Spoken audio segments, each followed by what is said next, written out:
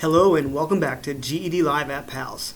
Today's video, GED RLA Reading Techniques to Score 200, in which we're going to tell you some tips about how to do better on the GED reading test. So let's get right to it. So the main idea of this video is to employ active reading strategies, meaning you're engaging with the material in the test. If you are reading just to get through it in a sort of Hollywood fashion, what's going to happen? How's it going to end? How's Johnny going to escape the mine shaft? You're not going to be looking for the deeper meaning of the text. So what we're going to do is talk about some ways in which you can engage with the text in a way that helps you A, remember more and be able to recall it, and be able to understand it and interpret it better. So here are some active reading strategies. Summarizing, which would be explaining the paragraph in its most basic form. Annotating. This is more suitable for studying, but it could also be useful on the extended response where you write in the margins or write on the text to help you explain it or organize it. Visualizing. You could attempt to try to visualize the concepts written within the paragraph or passage. This is probably going to be more helpful for visual learners. Questioning. As we read through a paragraph or passage, we could be asking ourselves questions. I find this one to be really valuable for trying to understand what the author is trying to achieve. Do they have a bias? What's their purpose? Do I believe them? And then inferring, which means trying to draw conclusions based on what we've learned through the passage about what we believe to be true about it. So there are many different active reading strategies, lists of active reading strategies on the internet. You can explore. This one is used in the American education system. It's quite well documented, and I believe that this is a really effective and simple strategy. So we're going to call it the RAP, Read, Ask, and Put. The original title of the concept was Read, Ask, and Paraphrase, but we're going to keep it simple. So first, you're going to read the paragraph, but not just read the paragraph. We're going to read it actively, thinking as we go and analyzing. Second, we're going to ask questions about the paragraph, about the main idea, the theme, the general topic. And we're going to put the information into our own words, or paraphrase. Let's talk first about read. Engage the text by questioning and examining the author's intent. So we can combine some other strategies, which would be questioning and looking for the author's intent as we read. So as we read, we can try to determine, is the author trying to inform us or persuade us or entertain us? What is their intent? We could also just try to see if their tone is humorous, ironic, or if it's informational, if it's very standard and technical. We should ask questions as we read through the text. So the biggest and most important idea we can find is, what's the main idea? This would be like, what's it all about? If you were to imagine yourself as standing back and looking at this paragraph or a text as a picture, the objective big picture, so the one thing you could see that summed it all up would be the main idea. This can often be found in the first, second, or even the last at times, sentences. This would be called the topic sentence. The topic sentence will deliver the main idea to us, and then the author will further elaborate on that throughout the paragraph. If it's not an informational passage, but it's a literary passage, we could be asking ourselves, what's the theme? What's the underlying meaning to this? Is there some deeper point? And then in general, just what's the topic? The final letter in an acronym is put. So put the information into your own words. Paraphrase. We could also think about this as summarizing, just explaining it briefly.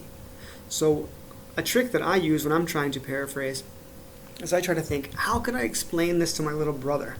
Well, my little brother is quite grown now, but someone younger. How could you explain this to a 12-year-old or someone younger?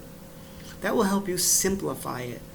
The key thing when paraphrasing is we want to make sure that we don't leave out any important information which changes the meaning. We must include all of the important information to maintain the meaning, but none of the details to distract from it. So let's talk about the components of a paragraph related to the main idea. What's the difference between a main idea and everything else?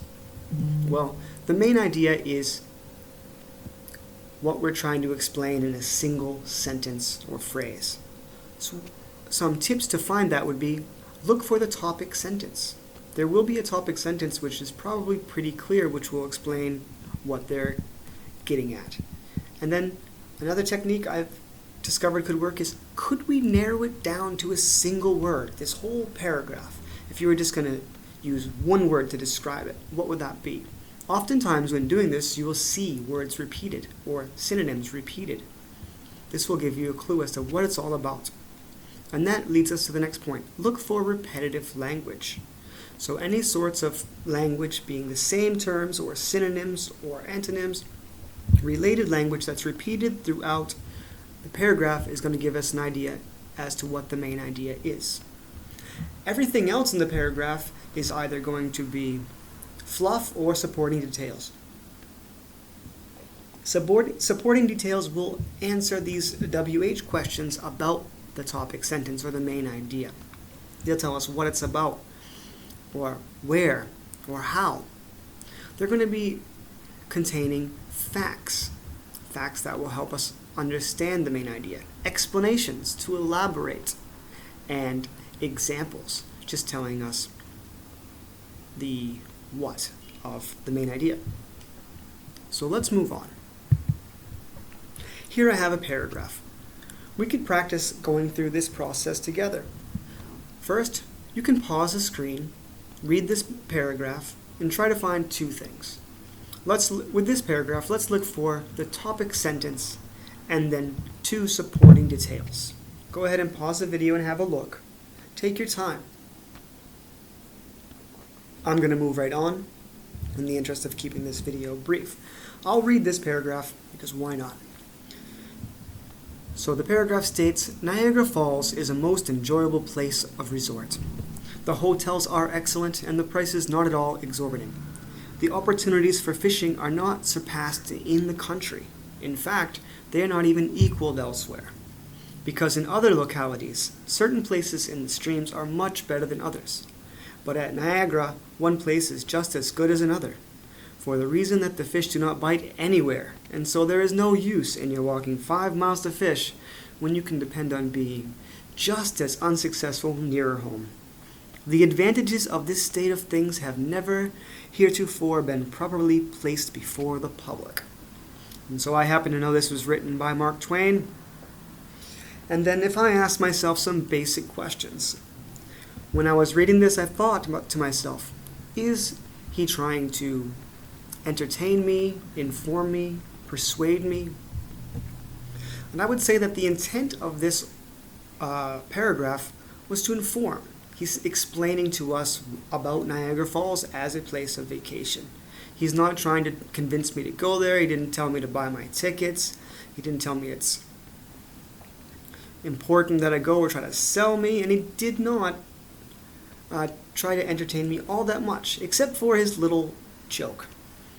And so let's get into the tone. The tone of this is slightly humorous and lighthearted. And so now let's break it down into sections. Let's try to find that topic sentence and some supporting details. This paragraph, like many, just jumps right in with the topic sentence. Niagara Falls is a most enjoyable place of resort.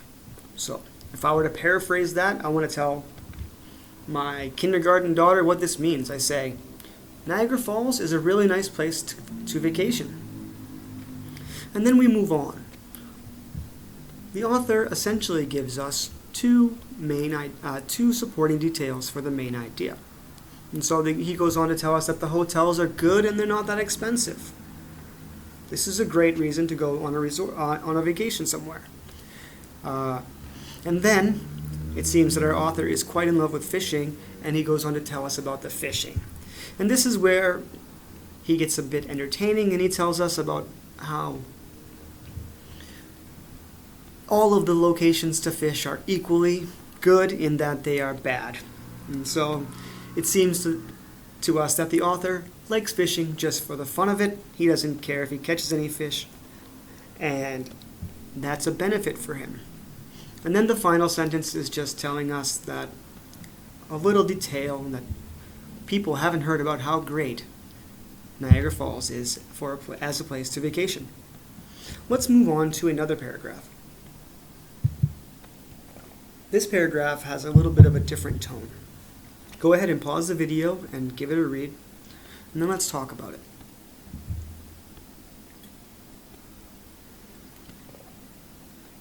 I took this paragraph from an informational text on a practice test with a series of myths and realities about work. So let's see what it says. Myth: it's too late to change my career. Reality: it's never too late to change careers. Workers who change careers come from many backgrounds, age groups, and situations. There's the doctor who decided she'd rather be a chef. The retiree who enrolled in college to become an accountant. The construction worker who wanted a steadier income without moving to a warmer climate. For each of these workers, the desire for job satisfaction outweighed the desire for status quo. To make the change easier, look at your past work and education to see what skills relate to the job you want. Most jobs' entry requirements are more flexible than people think. Gain needed skills with volunteer work, internships, or a class. And don't be afraid to start at the bottom to get the career you want. If you are out of school and want expert advice, consider a local one-stop career center or the counseling center at a nearby school. So we could think about this. First, what is the author's intent? So the author's intent is definitely not to entertain, because this is not funny nor entertaining. To a degree, the intent is to inform, but it seems that the biggest intent of this author, the main goal, is to persuade us to perhaps change our mind about our career, or to encourage us to not be fearful of changing careers. So let's try this. What could be one word to sum up this whole paragraph? This is a tough one. The only word I could think of would be career or job. To sum it up better would be to say career change, but that's 2 words. Anyway, so let's look for the topic sentence.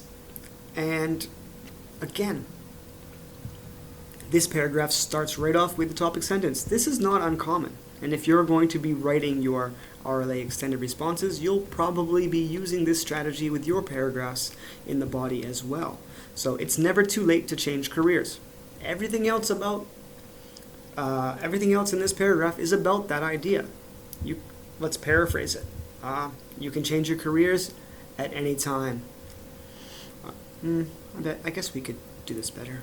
Let's think of a better way to paraphrase this.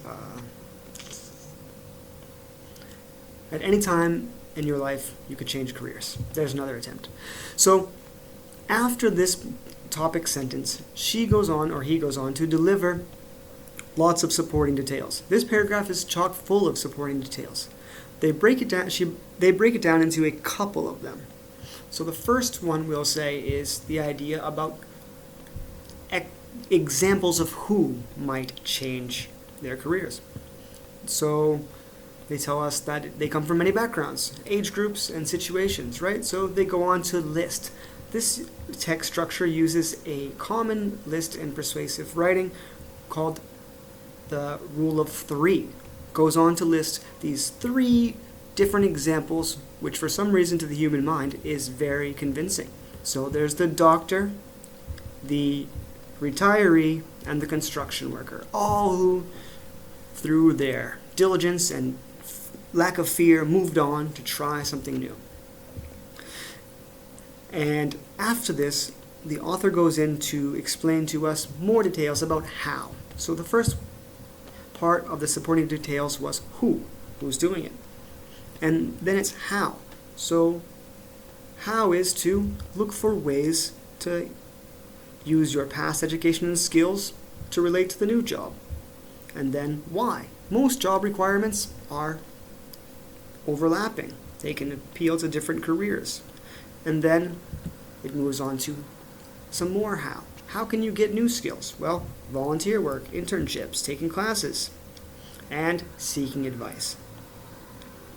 So that wraps up this video for how to score big on the RLA reading. 200 is not impossible. Just remember, we're here to actively read. We're looking at this text, trying to understand it. We're not just trying to get through it. Thanks for watching, and take care.